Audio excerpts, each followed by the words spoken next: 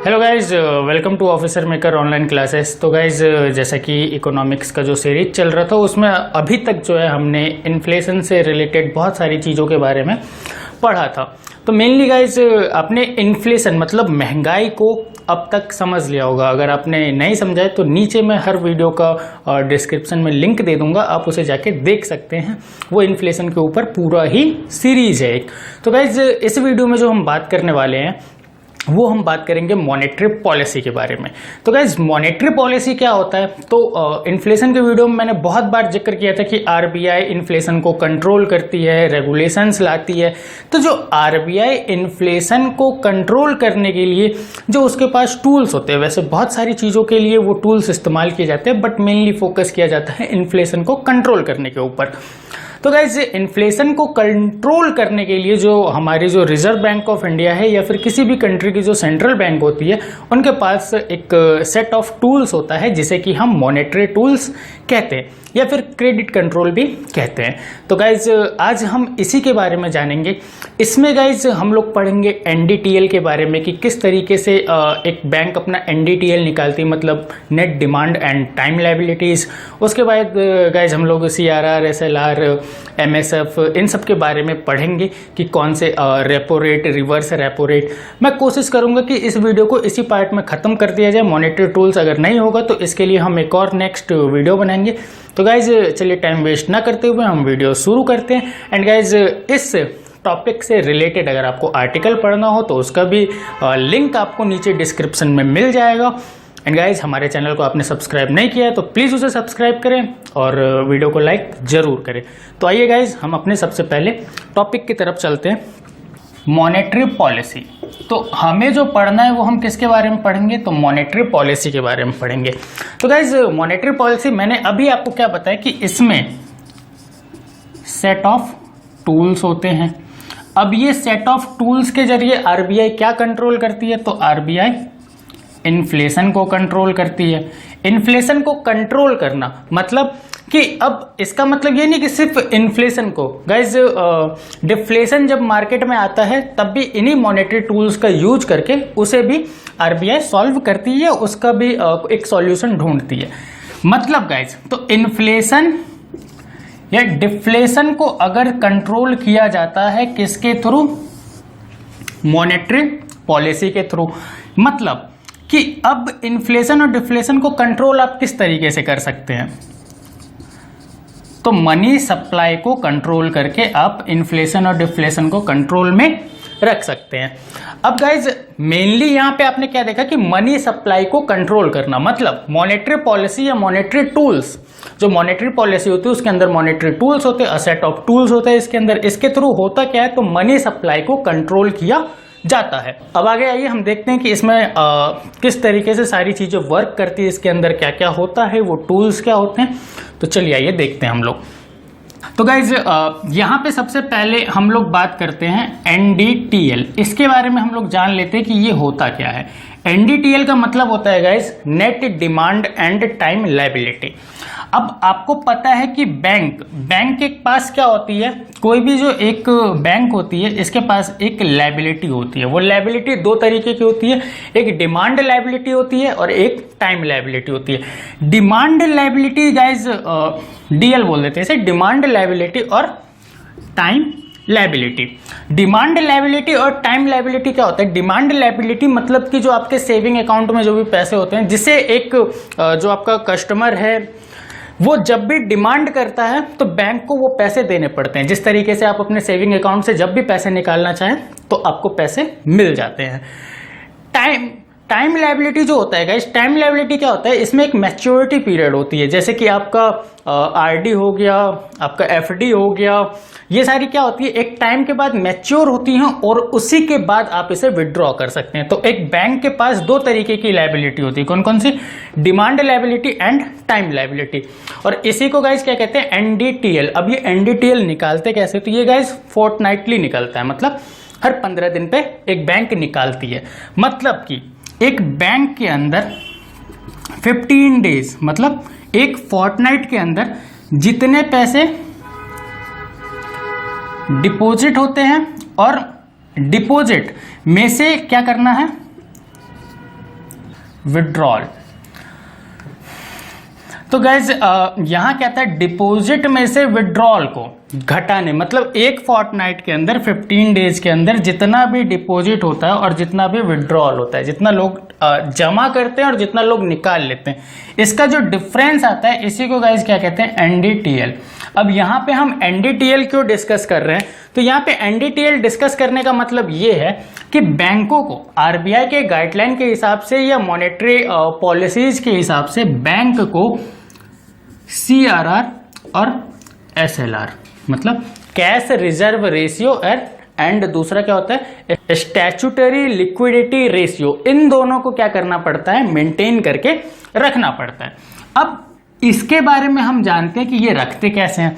तो जो एनडीटीएल होता है, क्या होता है guys, net demand and time liability जो निकालती है बैंक, इसके हिसाब से ये डिसाइड होता है कि उसे कितना सीआरआर और कितना एसएलआर रखना है। सपोज कीजिए किसी बैंक का एनडीटीएल 100 सीआर है, ठीक है गाइस, 100 करोड़ का आपका क्या है, उसके पास एनडीटीएल निकल के आता है।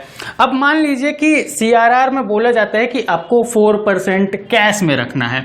4% मतलब 100 करोड़ का 4% कितना होगा, 4 करोड़, 4 सीआर।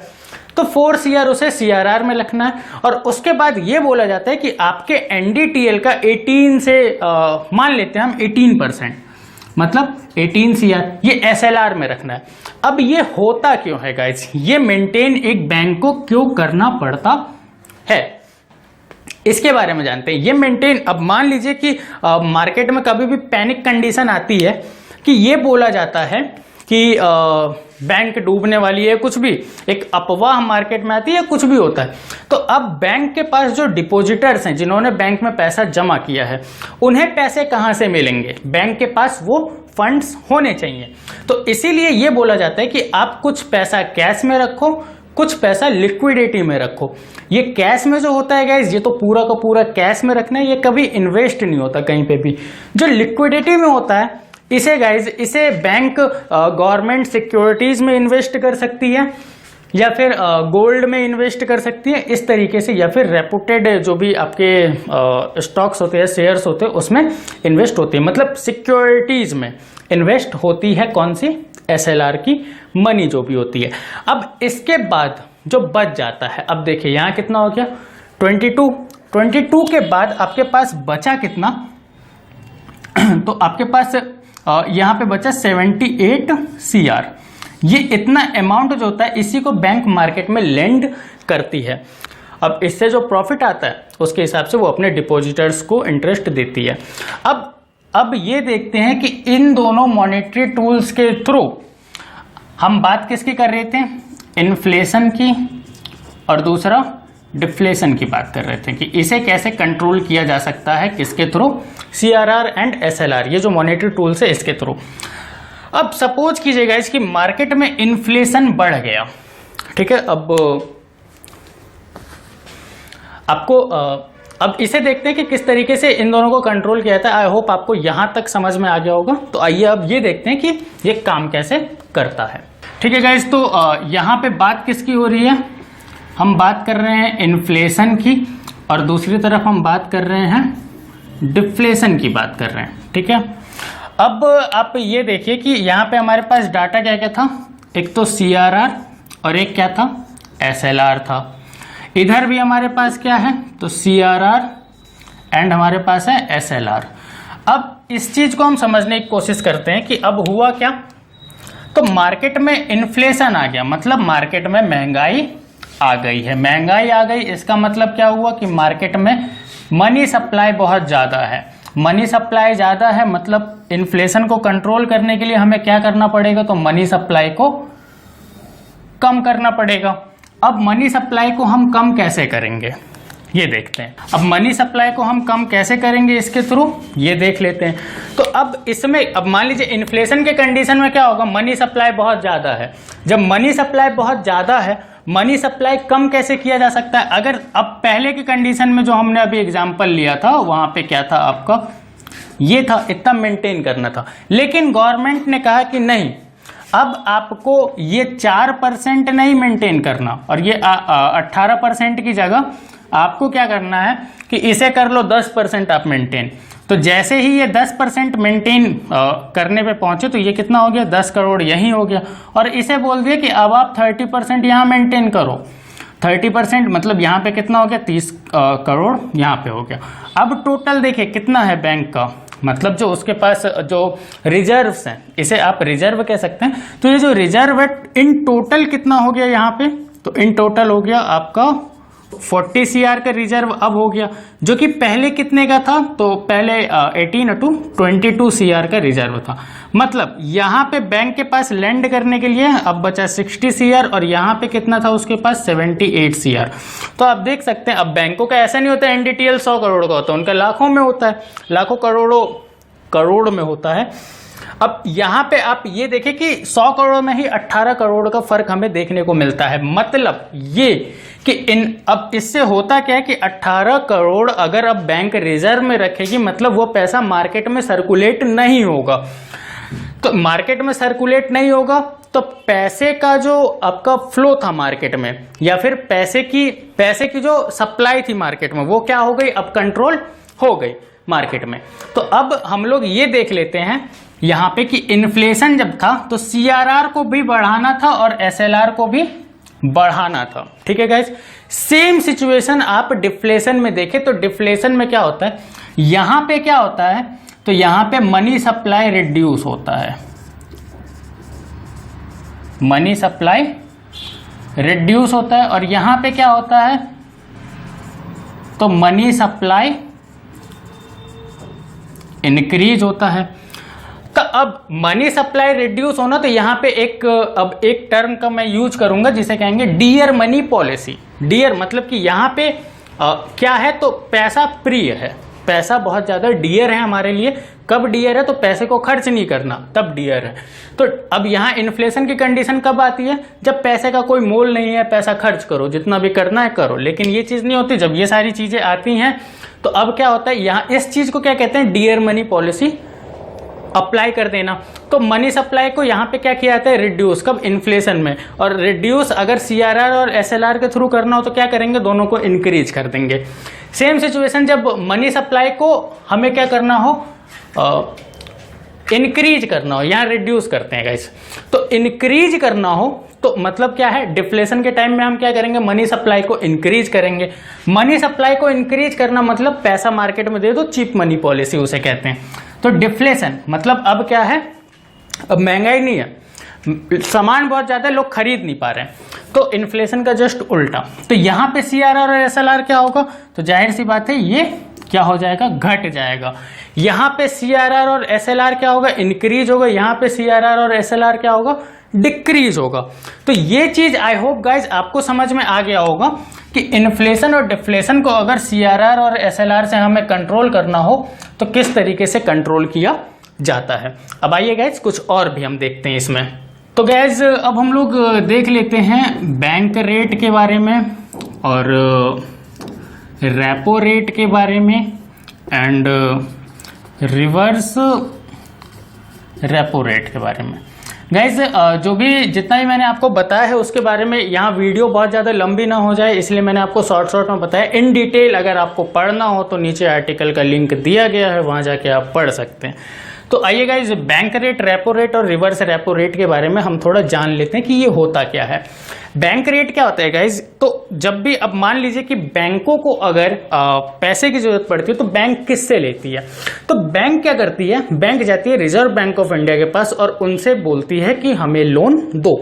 बैंक को लोन कौन देता है, तो RBI देती है। अब जब बैंक दो तरीके का लोन लेती है या RBI दो तरीके से लोन देती है, एक होता है शॉर्ट टर्म के लिए, एक होता है लॉन्ग टर्म के लिए। तो गाइज बैंक रेट जो होता है वो क्या होता है, लॉन्ग टर्म लेंडिंग होती है, लॉन्ग टर्म लेंडिंग होती है। एंड रेपो रेट क्या होता है, शॉर्ट टर्म लेंडिंग होती है। अब ये दोनों लेंडिंग, अब इसमें क्या होता है, इसमें लोन देने वाला कौन होता है, यहां पे लोन देता है RBI। RBI क्या करता है, लोन देता है, किसे देता है, बैंक्स को लोन देता है। कौन देगा, RBI लोन देगा। अगर RBI लॉन्ग टर्म के लिए लोन दे रहा है किसी बैंक को तो वो किस रेट पे देगा, बैंक रेट पे देगा। अगर आरबीआई शॉर्ट टर्म के लिए किसी को लोन दे रहा है तो किस रेट पे देगा? रेपो रेट पे देगा। ठीक है गाइस। रिवर्स रेपो रेट क्या होता है? ये क्या होती है? बैंक्स देती हैं। ये रेट चार्ज कौन करता है? बैंक्स चार्ज करती हैं। ठीक है, किससे चार्ज करती हैं? तो आरबीआई से चार्ज करती हैं। जब अब मान लीजिए कि जब बैंक, अब ऐसा नहीं कि आरबीआई जाके बैंकों से लोन लेती है, होता क्या है, अब सपोज कीजिए कि बैंकों के पास बहुत ज्यादा पैसा है, एक्सेस मनी। अब एक्सेस मनी जब होता है तो अब इस कंडीशन में क्या होता है, इसे हम समझेंगे अभी कि इन्फ्लेशन और डिफ्लेशन का क्या इस पे इम्पैक्ट होता है, लेकिन इन शॉर्ट हम जानने की कोशिश करते हैं कि जब बैंकों के पास बहुत ज्यादा पैसा होता है तो बैंक लेंडिंग मार्केट में पूरा लेंड हो चुका, अब क्या, अब किसे पैसा दिया जाए? तो इस कंडीशन में बैंक्स क्या करती है? आरबीआई के पास पैसा जमा कर देती है। क्यों? क्योंकि आरबीआई बैंक्स को उनके डिपॉजिट्स पे इंटरेस्ट देता है, तो वो जो इंटरेस्ट मिलता है उसी को रिवर्स रेपो रेट कहते हैं। इसी रेट पे इंटरेस्ट इसी रेट के हिसाब से मिलता है। अब यहां हम समझते हैं इसे इन्फ्लेशन और डिफ्लेशन से रिलेट करके कि ये किस तरीके से काम करेगा। तो गाइज यहां पे हम बात किसकी कर रहे थे? अब देखिए एक ही लाइन में मैं समझाने की कोशिश करूंगा। Bank rate, repo rate, RRR, reverse repo rate. ठीक है guys, bank rate, repo rate, reverse repo rate. अब इसे इतने में ही हम समझने की कोशिश करते हैं कि होगा क्या। गाइज मैं फिर से बोलूंगा आपको इन डिटेल, अगर आपको पढ़ना हो तो नीचे आर्टिकल का लिंक दिया गया है, आप जाके एक बार जरूर पढ़ें अगर इसके बारे में आपको डिटेल में जानना हो तो। एंड गाइज वहां पे आपको और भी इकोनॉमिक्स के बहुत सारे आर्टिकल्स मिल जाएंगे फ्री ऑफ कॉस्ट पढ़ने के लिए। तो देखते हैं गाइज कि अब मान लीजिए इन्फ्लेशन है। इन्फ्लेशन मतलब महंगाई है, बार बार मैं रिपीट कर रहा हूं, ये याद रखिएगा। इन्फ्लेशन मतलब महंगाई है। महंगाई है मतलब क्या होगा? महंगाई है मतलब मार्केट में लोन बहुत ज्यादा जा रहा है। अब मार्केट में जब सब लोग लोन देने के लिए तैयार हैं और बैंक को भी ऐसा लगता है कि अगर मैं इस इंसान को लोन दूंगा तो रिकवरी भी हो जाएगी, तो अब बैंक क्या करेगी? बैंक तुरंत मार्केट में पैसा देना शुरू कर देगी। अब सपोज कीजिए कि बैंक मार्केट में पैसा, बैंक जो है बैंक मार्केट में पैसा 8% पे दे रही है।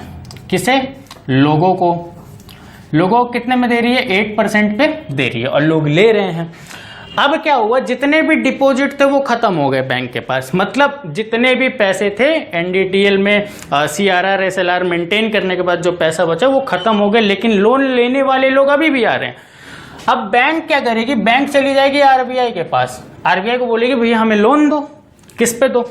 शॉर्ट टर्म के लिए चाहिए तो रेपो रेट पे दो, लॉन्ग टर्म के लिए चाहिए तो बैंक रेट पे दो। अब पता चला कि आरबीआई 6% पे लोन दे रही है। ठीक है गाइस, तो ये बैंक्स क्या करेंगे? आरबीआई से लोन लेंगी और फिर मार्केट में पैसा सर्कुलेट करेंगी। तो अब आप देख सकते हैं कि जब सभी लोन लेने के लिए तैयार हैं और रिकवरी भी हो रही है लोन की अच्छी खासी बिना एनपीए के, तो आप समझ सकते हैं इन्फ्लेशन की कंडीशन है मार्केट में। जब इन्फ्लेशन है तो अब क्या करेगी? तो इस कंडीशन, ये कंडीशन ना हो तो बैंक क्या चाहेगी कि इंक्रीज कर दो। क्या इंक्रीज कर? आरबीआई क्या चाहेगी? अब इस कंडीशन में आरबीआई क्या चाहेगी कि अब बैंक जितना लेंड कर रहा है वो तो करे, ये तो इसकी भी लेंडिंग, मतलब कि बैंक की लेंडिंग कैपेसिटी कम करने की कोशिश करेगी आरबीआई, बजाय इसके कि लोन देना शुरू करते। लेंडिंग कैपेसिटी कम कैसे करेगी? तो पहले सीआरआर और एसएलआर को इंक्रीज कर दिया। उसके बाद क्या करेगी कि अब बैंक वाले आके आरबीआई से पैसे लेके उसे मार्केट में ना लगाएं, इसके लिए क्या करेगी? तो बैंक रेट को बढ़ा देगी, रेपो रेट को बढ़ा देगी। अब गाइज ये समझते हैं हम रिवर्स रेपो रेट का। अब समझिए ये सिचुएशन थी। अब बैंक अगर मार्केट में 8% पे लगा रही है पैसा, सपोज कर रहे हैं, ये सारे रेट सपोज्ड हैं, ये रियल नहीं है, ठीक है। तो बैंक अगर मार्केट में पैसा लगा रही है, ठीक है गाइज, तो जब बैंक मार्केट में पैसा लगा रही है, मार्केट में बैंक को मिल रहा है 8%, आरबीआई से ये ले रहे हैं 6% में। अब आरबीआई ने बैंक को कहा कि तुम जो ये पैसा मार्केट में दे रहे हो इसके बदले हमें दे दो। किसे दे दो? आरबीआई को दे दो। तो बैंक, अब हम क्या देंगे? तो हम तुम्हें देंगे इस पे 7% का रिटर्न। अब यहाँ देखिए गाइज, बैंक अगर मार्केट में लगाती है 8% से, तो यहाँ क्या है, एनपीए के चांसेस है मार्केट से रिकवर हो भी सकता है और नहीं भी, लेकिन आरबीआई से 7% में रिकवरी तो आ जाएगी। तो अब क्या करेगी, तो आरबीआई क्या करेगी, बोलेगी कि हम जो अब ये बैंक से आरबीआई ने लिया, मतलब ये जो रेट हो गया इसी को रिवर्स रेपो रेट कहते हैं। ठीक है गाइस, तो रिवर्स रेपो रेट क्या होता है, यहां पे अब आप देखिए, जब इन्फ्लेशन की कंडीशन होती है बैंक रेट भी बढ़ेगा, रेपो रेट भी बढ़ेगा और रिवर्स रेपो रेट भी बढ़ जाएगा। रिवर्स रेपो रेट इसलिए बढ़ेगा कि बैंक मार्केट में ना पैसा देके आरबीआई को पैसा दे, जिसपे बैंक को रिटर्न मिलेगा अच्छा खासा। सेम सिचुएशन गाइस डिफ्लेशन में क्या हो जाएगा, बैंक रेट घट जाएगा, रेपो रेट घट जाएगा, रिवर्स रेपो रेट भी घट जाएगा। ठीक है गाइस, मतलब अब इस कंडीशन में क्या होती है, डिफ्लेशन मतलब मार्केट में पैसा देना है, आरबीआई चाहती है कि मार्केट में पैसा जाए। अब मार्केट में पैसा कब जाएगा, तो आरबीआई बोलेगी ठीक है हमने बैंक रेट कम कर दिया, आप लोग हमसे पैसा लो और मार्केट में लेंड करो। रेपो रेट कम कर दिया, शॉर्ट टर्म के लिए भी आरबीआई से पैसा लो, मार्केट में लेंड करो। रिवर्स रेपो रेट भी कम कर दिया, क्योंकि अब हमारे पास मत आना, हम पैसा नहीं लेंगे, अगर हम लेंगे तो हम तुमको 4% से भी कम 3% का इंटरेस्ट आपको मिलेगा। इसीलिए गाइज ये सारी सिचुएशन होती है। आई होप आपको ये सारी चीजें समझ में आई होंगी।